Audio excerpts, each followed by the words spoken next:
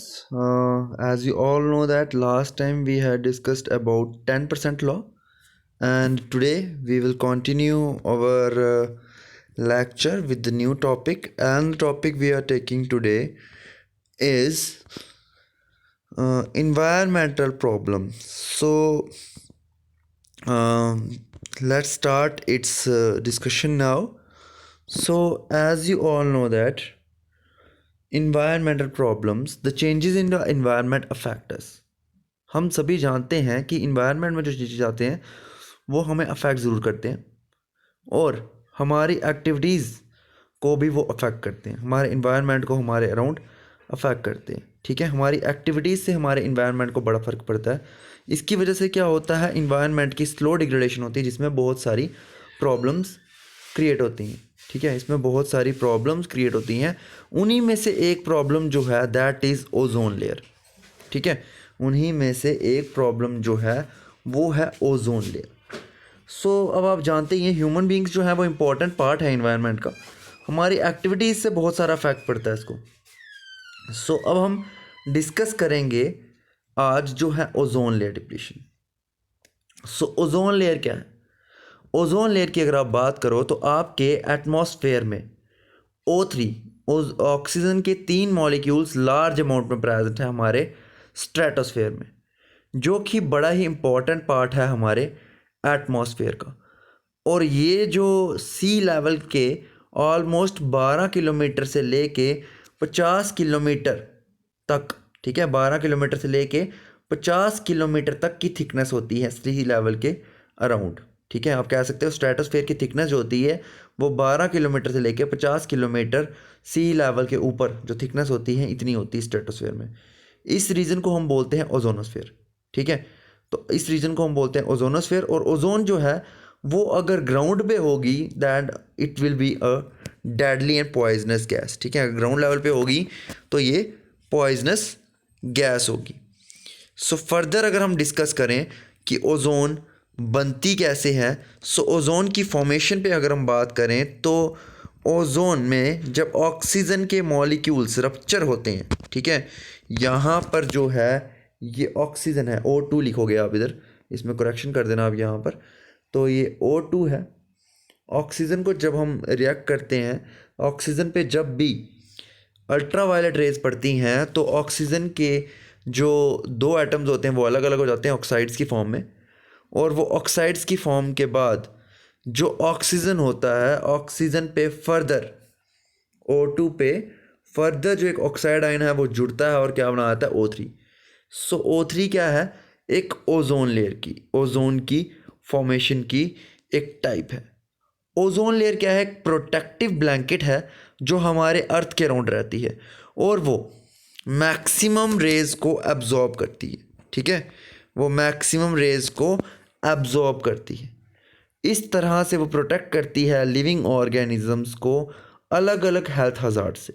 ठीक है, health hazards क्या हैं? जैसा आप जानते हो सन से आपको 3 टाइप्स की रेज मिलती हैं, इंफ्रारेड रेज, अल्ट्रावायलेट रेज और विजिबल लाइट। सो अल्ट्रावायलेट रेज जो होती हैं इनमें सबसे ज़्यादा डेंजरस होती हैं, और इन अल्ट्रावायलेट रेज को जो हमारे अर्थ में एब्जॉर्ब करता है that is the ozone layer. ठीक है, वो क्या है? ओजोन लेयर है। जैसा आप जानते ही हो ऑक्सीजन मॉलिक्यूल बनाता है 2 एटम्स ऑफ ऑक्सीजन से। ऑक्सीजन गैस तो एसेंशियल है, बड़ी इंपॉर्टेंट है हमारे अर्थ में, हमारी लाइफ के लिए। लेकिन ओजोन जो है वो 3 एटम से बनती है। ठीक है, 3 एटम जब ऑक्सीजन के जुड़ते हैं तो ओजोन बनती है। और ओजोन एक ऐसी गैस है जो पॉइजनस होती है अगर हम उसको इनहेल करेंगे तो। ठीक है, ओजोन एक ऐसी गैस है जो इनहेल करने पे बड़ी ज़्यादा पॉइजनस होती है। ओजोन बनती कहाँ पे है? हमारे एटमॉस्फेयर के बहुत ज़्यादा ऊपर। ठीक है, किसके थ्रू बनती है? By the action of ultraviolet rays. जब ultraviolet radiations ozone oxygen gas के ऊपर पड़ती हैं तो ऑक्सीजन के एटम्स 2 पार्ट्स में स्प्लिट हो जाते हैं। ठीक है, स्प्लिट होने के बाद उनमें से एक जो फ्री ऑक्सीजन एटम होता है वो रिएक्ट करता है दूसरे ऑक्सीजन एटम के साथ और वो बना देता है ओजोन मॉलिक्यूल। ठीक है, वो क्या बनाता है? Ozone molecule. तो ओजोन मॉलिक्यूल जैसे मैं आपको बता चुका हूँ वो ऑलमोस्ट 12 से 12 टू, जो आपके नोट्स में लिखा है दैट इज 12 टू ऑलमोस्ट इसकी जो लेंथ होती है वो होती है 12 से लेके 50 kilometre above the sea level. So बहुत सी बुक्स में 15 किलोमीटर से 60 किलोमीटर भी लिखा होगा। सो ये ओजोन लेयर की हमारे अर्थ के अराउंड क्या होती है, एक ब्लैंकेट से बनी होती है। ये क्या करती है, हमारी लाइफ को एग्जिस्टेंस में हेल्प करती है, क्योंकि ये हार्मफुल अल्ट्रावायलेट रेडिएशंस को वहीं से एब्जॉर्ब कर लेती है और अर्थ में पहुंचने नहीं देती है। और अगर अल्ट्रावायलेट रेज अर्थ में पहुंच जाए तो वो स्किन कैंसर कॉज कर सकती है, जो कि बहुत ही ज़्यादा डेडली डिजीज़ है। इसकी वजह से कैटरैक्ट भी हो सकता है, मोतियाबिंद भी हो सकता है। और अल्ट्रावायलेट रेज हमारे इम्यून सिस्टम को भी डैमेज कर सकती है, क्योंकि हमारी बॉडी में कुछ ऐसे सेल्स होते हैं जो हमें डिजीज़ से बचाते हैं, ये उनको भी डैमेज कर सकती है। तो इस तरह से ओजोन लेयर जो अपर एटमॉस्फेयर में प्रेजेंट होती है तो हमें बीमारियों से बचाती है, जो उसकी वजह से हमें कॉज हो सकती हैं। सो अब एक और चीज़ यहाँ पे फाउंड हुई है कि जो ओजोन है, ठीक है, जो ओजोन लेयर है वो क्या हो रही है, it is getting depleted day by day. That means ozone layer जो है वो डे बाय डे क्या हो रही है, थिन हो रही है हमारे अपर एटमॉस्फेयर। जो अपर का एटमॉस्फेयर है, जो थिक लेयर थी वो थिन होती जा रही है। ये क्यों हो रही है, इसके लिए जो रीज़न है वो बहुत सारे रीजंस माने जाते हैं, लेकिन इसके लिए जो सबसे बिगेस्ट रीज़न है that is the use of chlorofluorocarbons, that are CFCs। CFCs जो हैं ये बहुत ज़्यादा नुकसान पहुंचाते हैं हमारे ओजोन लेयर को। CFCs में जो केमिकल्स होते हैं, CFCs को हम यूज़ करते हैं उन केमिकल्स में जो रेफ्रिजरेटर्स में हमारे प्रेजेंट होता है या एयर कंडीशनर्स में प्रेजेंट होता है। ये क्या करता है, उनको ठंडा करता है। इनफैक्ट ये फायर एक्सटिंग्विशर्स में भी यूज़ होता है और एरोसोल स्प्रेयर्स में भी यूज़ होता है। ठीक है, एरोसोल स्प्रेज में भी यूज़ होता है। जो क्लोरोफ्लोरोकार्बन्स होते हैं वो हमारी हवा में जाते हैं और रिएक्ट करते हैं ऑक्सीजन के साथ और उसको ओजोन को प्रॉपर वे में डिस्ट्रॉय कर देते हैं। इसी रीज़न की वजह से जो ओजोन लेयर है हमारे अपर एटमॉस्फेयर में वो क्या होते जा रहा है, थिनर होता जा रहा है। ठीक है, जिसकी वजह से और अल्ट्रावायलेट रेज उसमें से पास कर रही हैं अर्थ में। ठीक है, तो जो डिप्लीशन है ओजोन लेयर की वो क्लोरोफ्लोरोकार्बन्स की वजह से हो रही है। ठीक है, जिसकी वजह से ज़्यादा अल्ट्रावायलेट रेज हमारे अर्थ में रीच कर सकती है। सो अगर और इसके रीजंस देखे जाएं, सो ओजोन लेयर डिप्लीशन के बहुत सारे रीजंस हैं, क्योंकि ओजोन लेयर्स में जो CFCs हम यूज़ करते हैं उसमें एक क्लोरीन मॉलिक्यूल ऑलमोस्ट, आपको बताया है, almost 1 lakh molecules of ozone को अट्रैक्ट कर सकता है, डिस्ट्रॉय कर सकता है।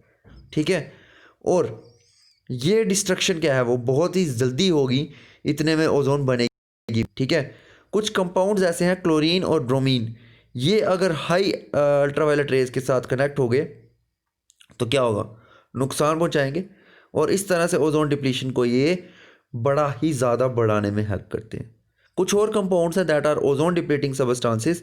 ओजोन डिप्लीटिंग सबस्टांसेस में क्लोरीन होता है जिसमें क्लोरोफ्लोरोकार्बन्स आ जाते हैं, कार्बन टेट्राक्लोराइड आ जाता है, हाइड्रोक्लोरोफ्लोरोकार्बन्स आ जाते हैं, मिथाइल क्लोरोफॉर्म आ जाता है। क्लोरोफ्लोरोकार्बन्स जो हैं इनमें से सबसे बड़े ओजोन डिप्लीटिंग सबस्टांस है। ठीक है, सो ज़्यादा जो नुकसान पहुंचा रही हैं ओजोन को वो हैं टेट्राक्लोराइड, हाइड्रोक्लोरोफ्लोरोकार्बन्स और मिथाइल क्लोरोफॉर्म। ठीक है, so carbon tetrachloride, hydrochlorofluorocarbons, methyl chloroform, ये जो हैं ये नुकसान पहुंचा रहे हैं। ठीक है, क्लोरोफ्लोरोकार्बन्स भी उनमें से एक हैं। तो ये मैं जैसा आपको बता चुका हूँ, जो क्लोरीन है, ठीक है, जो क्लोरीन है, एक क्लोरीन का मॉलिक्यूल ऑलमोस्ट 1 लाख ओजोन के मॉलिक्यूल्स को डिस्ट्रॉय कर सकता है। ठीक है, सो ये था। अब फर्दर अगर हम आगे मूव करेंगे तो इसमें डिस्कशन करने के पार्ट्स हमारे पास बहुत सारे होंगे। ठीक है, सो पहला ये है कि ओजोन लेयर के क्या क्या, ओजोन लेयर डिप्लीशन के क्या क्या इफेक्ट हमारे इन्वायरमेंट में हो सकते हैं। सो पहला इफेक्ट ये है, अगर ओजोन डिप्लीट हुई तो अल्ट्रावायलेट रेज हमारी अर्थ में रीच करेंगी। अल्ट्रावायलेट रेज अर्थ में रीच करेंगी तो इसकी वजह से हमें स्किन कैंसर हो सकता है और हमारी आइज़ भी डैमेज हो सकती हैं। इनफैक्ट ये हमारे इम्यून सिस्टम को भी डैमेज करेगी। ठीक है, और जो डिप्लीशन है ओजोन लेयर की वो बहुत सारी वेरिएशंस कॉज कर सकती हैं। उन्हीं में से एक है ग्लोबल रेनफॉल। ठीक है, रेनफॉल को भी अफेक्ट होगा। उसके तरीके से इकोलॉजिकल डिस्टर्बेंस क्रिएट होगी। इकोलॉजिकल डिस्टर्बेंस की वजह से जो ग्लोबल फूड सप्लाई है, जो हर जगह में खाने की सप्लाई होती है, उसको भी अफेक्ट होगा। और जो डिप्लीशन है ओजोन की उसकी वजह से क्रॉप्स भी डिस्ट्रॉय हो सकती हैं। ठीक है, डिप्लीशन ऑफ ओजोन की वजह से क्रॉप्स भी डिस्ट्रॉय हो सकती हैं। और अगर डायरेक्ट एक्सपोजर होगा अल्ट्रा वायलेट रेडिएशंस का तो हमारी स्किन और आई कैंसर भी हो सकती है एनिमल्स में, ठीक है। सो डायरेक्ट एक्सपोजर अगर अल्ट्रा वायलेट रेज का रहे तो स्किन और आई कैंसर भी हो सकता है, ठीक है। सो ये कुछ इसके रीजंस थे। अब ये रीज़न है कि भाई अगर ओजोन डिप्लीट हो रही है, ठीक है, ओजोन थिनर हो रही है जिसकी वजह से ज़्यादा अल्ट्रावायलेट रेज पास हो रही हैं, तो क्लोरोफ्लोरोकार्बन्स की वजह से भी हो रही हैं, तो हम क्या कर सकते हैं जिसकी वजह से ओजोन लेयर के डैमेज को कम कर दिया जाए, ठीक है। इन्होंने बोला है अगर ओजोन लेयर सबसे पहले अगर बिल्कुल पूरे तरीके से डिप्लीट हो गई तो जितनी भी हार्मफुल रेडिएशंस हैं वो सन से अर्थ पे आ जाएंगी और इसकी वजह से स्किन कैंसर हो सकता है और बहुत सारी डिजीज़ हो सकती है जो मैं मेंशन कर चुका हूँ, जिसमें से ग्लोबल वाटर फूड सप्लाई को इफेक्ट होगा, रेनफॉल को इफेक्ट होगा, आइज को डैमेज हो सकता है, इम्यून सिस्टम को डैमेज हो सकता है, स्किन को डैमेज हो सकता है, ठीक है। और इसी के लिए लाइफ भी डिस्ट्रॉय हो सकती है। एक बात जो है वो है 1987 की अगर मैं बात करूँ, उसमें एक अटेम्प्ट किया गया था ताकि ओजोन लेयर को बचाया जाए, ठीक है। जो किसने स्टार्ट किया था, United Nation Environment Programme UNEP। इन्होंने स्टार्ट किया था, एक एग्रीमेंट किया था मेंबर कंट्रीज़ के साथ कि ताकि वो क्लोरोफ्लोरोकार्बन्स की प्रोडक्शन को पूरा कम कर दें 1986 के लेवल में, ठीक है।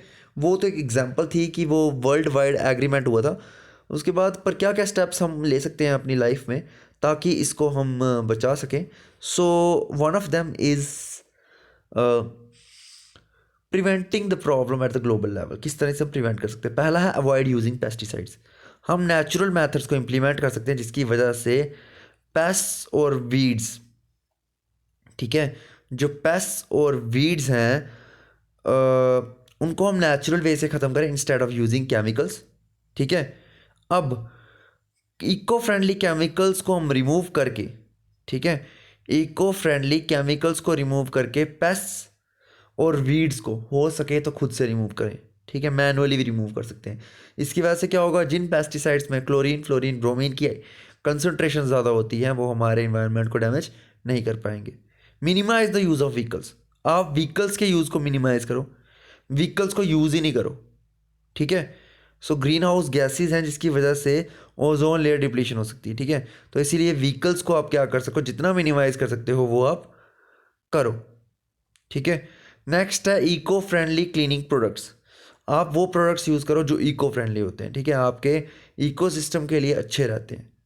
सो क्लीनिंग प्रोडक्ट्स जितने भी हैं उनमें क्लोरीन और ब्रोमीन बहुत ही ज़्यादा अमाउंट में प्रेजेंट होती है जिसकी वजह से जो वो एटमॉस्फेयर में रिलीज़ हो जाते हैं, ठीक है, जो आपके क्लीनिंग प्रोडक्ट्स होते हैं उनमें ये प्रेजेंट होती है जिसकी वजह से हमारे एटमॉस्फेयर में ये रिलीज़ होने के बाद हमारे ओजोन को कहीं ना कहीं ज़रूर अफेक्ट करेगी।